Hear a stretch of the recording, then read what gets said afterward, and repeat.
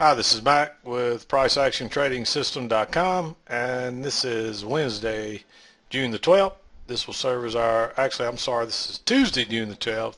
Trying to get a day ahead of myself here. I'm getting ready to go to Brazil, so I guess I'm trying to rush it along. But this is our chart lesson for Tuesday, and we spent most of the day in a trading range, and we had a nice little rally.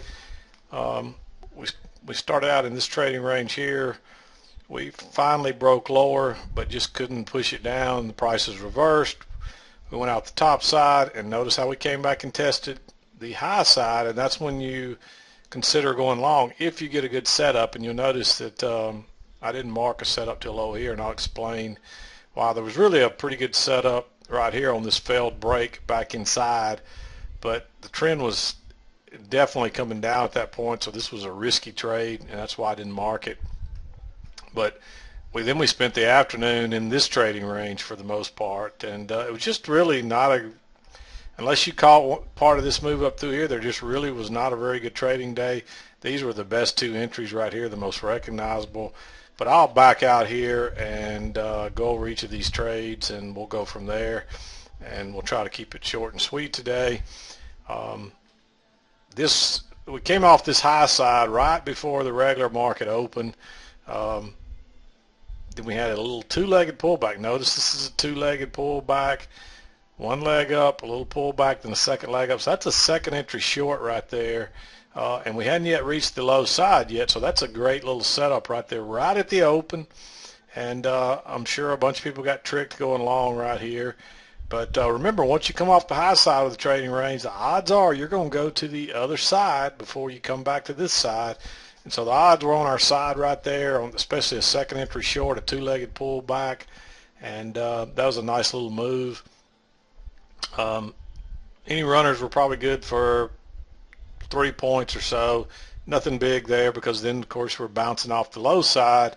And so you should probably be thinking, I probably got to exit down here somewhere because we haven't broken through here. And at this point, this line would have been here if you're following the closes. If you're following the lows, it would have been down here. So either way, you still see this reversal here. But I had mine, actually I had mine right there at the time because that was actually we had it right there. So that was the next lowest close. But you really got your double bottom down here. That's the better place for your line. And you can see we broke down here and we tested those same two lows right across there again. And then we reversed. And so going long right there was a great trade to try to get long on the low side. Again, any runners were safe here, and you could have ridden this all the way back to the other side. And that was good for about 0.3. It's a good 4 to 5 points there. You should have at least gotten 4 or 5 points out of that. You might have exited in this chop right here, but the odds are we're going back to this side. And that's exactly where we went. And then we just got another setup on the other side again. And again, 4 or 5 points back down to the low side.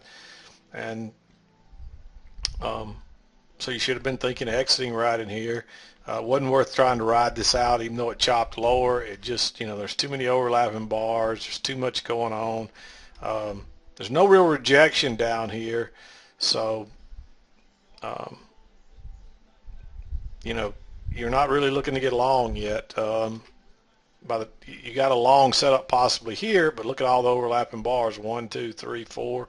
And even though you could have scalped out there, this was probably a viable trade because we broke lower first and then turned up.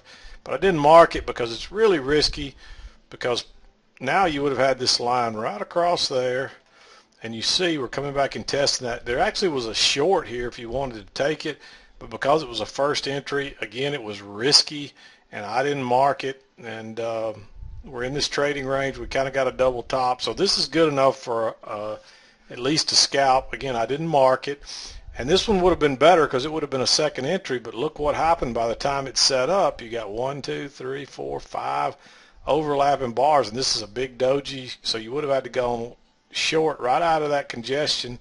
And of course, it just snapped right back again, and tried to go lower one more time, and then failed, and then took off to the upside. By this time, your lines are way down here, and so this is a nice failed short. So you could have gone long right here as well. Again, these are not great setups, so that's the reason I didn't mark them. But I did want to mention them in case you were trying to trade these. You got to be really good to be able to swing back and forth right there and do that. The better trades are always the ones that are off the strong and obviously easy to spot support. I mean, if you can't spot those highs across there and those lows across there, even if you did it like that and like that, I mean, they're still very easy to spot. I like to use the closes or where you get the most touches with the closes, and that seems to be right there, and you see that's what we were coming back and testing as well. Actually, it was probably right there by the time we got into this, and you see that, and that is right where it was coming back and testing each time. So those were good setups. I mean, that shows you that your support and resistance line is right in there. And this is a breakout pullback long, but again, there were a couple of overlapping bars, so it's kind of risky to go long right there. And we had a possible trend line, but by the time you got this big long bar, that's too late to be going long. And you see what happened? It trapped people and pulled back.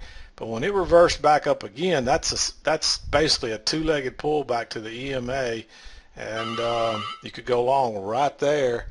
And that was probably the entry of the day. And you can see how prices rocketed on out of there. And I was thinking exiting right here.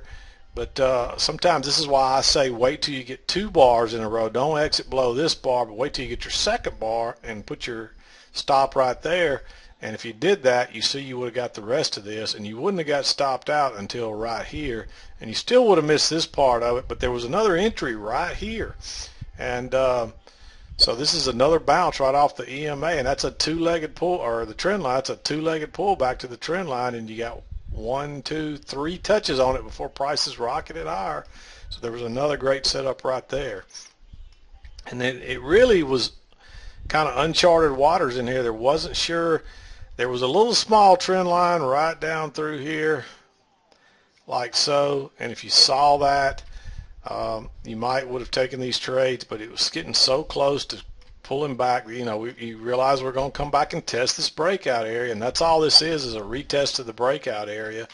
But it was really risky entering anywhere, so I didn't mark any of these. But right here, notice what happened. We tested it. We had a little failed break back into the trading range. It came back out. It came back and tested it, went higher and came back and tested it yet again. And that's a little double bottom right there, and that's a nice bullish bar going long right there. Is a good trade. That was an easy scalp. You didn't get any more than that out of it, but then you should be drawing your trend line right here, because now this is where your trend line starts back above this breakout area here. And if you drew it off those first couple of bars, you would have easily spotted this. And not only that, this is a two-legged, look at there, one leg back, pull back, second leg. So that's a two-legged pull back to the EMA and the trend line, another nice easy long. And again, you may not have got a runner out of this, but it was another easy scalp. And by that time, it's really too late in the day, so there's not much else happening. So there weren't a lot of really strong entries today, although there were entries that would have made you money if you'd have seen them. But I just don't like marking them, because I don't think somebody that's not real experienced with price action are going to see most of those other trades. I like to mark the ones that you should be able to see, and the ones that are clearly high probability setups, and there just weren't very many of them today. That was pretty much it. And so we're going to be done kind of early today. I did want to throw a couple of things out there. Just a reminder, I'm going to Brazil on Friday and be gone for 2 weeks, so no chart lessons. So if you're looking for chart lessons after, I'm not sure if I'm going to do one Thursday yet or not. Definitely probably do one tomorrow, but I don't know if I'll be doing one Thursday or not. It just depends on how the day goes and whether I'm prepared and packed and ready to go yet. So we'll just have to see.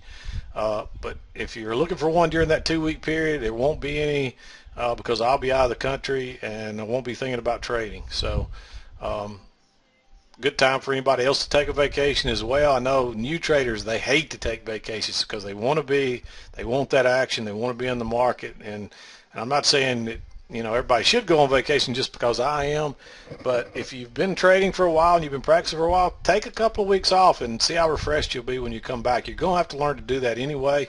So just something I'll throw out there. What else? A trader asked me, I've got a trader in California that asked me if anybody would be interested in Skyping with him and trading. So for him, I thought I'd throw it out there. So if you'd be interested in Skyping with another trader. He's trading on California time. I'm assuming he's trading regular hours. He did not say. But if you'd like to Skype with him, if you will send me an email and forward me your information, I'll put the two of you together, because he's looking for somebody to trade with during the day. And for some people that works. It really does help them. They sit there and together they talk over the trades. I'll be honest with you, it doesn't work well for me. It distracts me from my trading.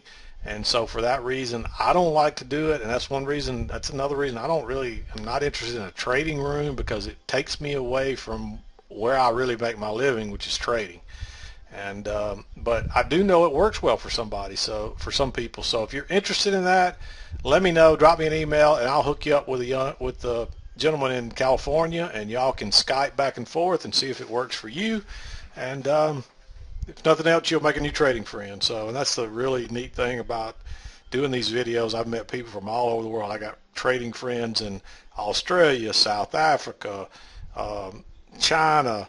I don't want to leave anybody out. I just sold a manual the other day to somebody in Brazil. I haven't sold a lot in Brazil, so I hadn't met a lot of people in Brazil, but somebody did buy a couple of my manuals from Brazil in the last couple of days. So I know and I have sold some there before, just not a lot of them.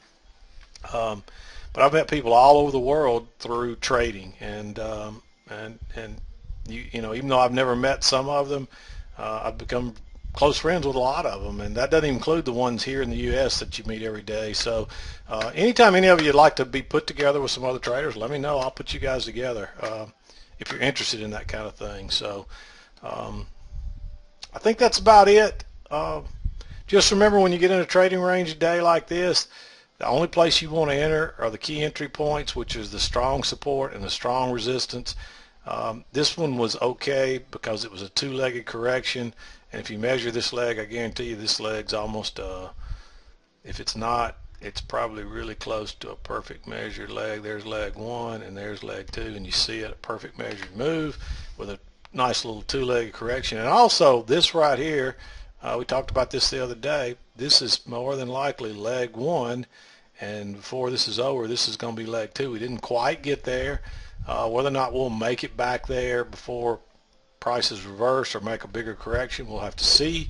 My guess is that's where we're heading, and if we don't get there, that's not a good sign to the upside. That means we're probably going to have a stronger move to the downside. So always try to watch for these legs and use them for targets. But the big key is to remember, when you're in a trading range, and this is just a trading range up here too, and that's probably more like it right there. And if you look, you'll see, again, there's leg one, a correction, and then leg two, and look, perfect measured leg. So just watch for that stuff, and make sure that your best entries are going to be off these strong support and strong resistance, especially when you're in congestion like that. And once you start to get into these little tight things like this, it's better just to kind of sit on the sidelines and wait for a key entry point till you got a trend, or till you and again, this really is a tight trading range. So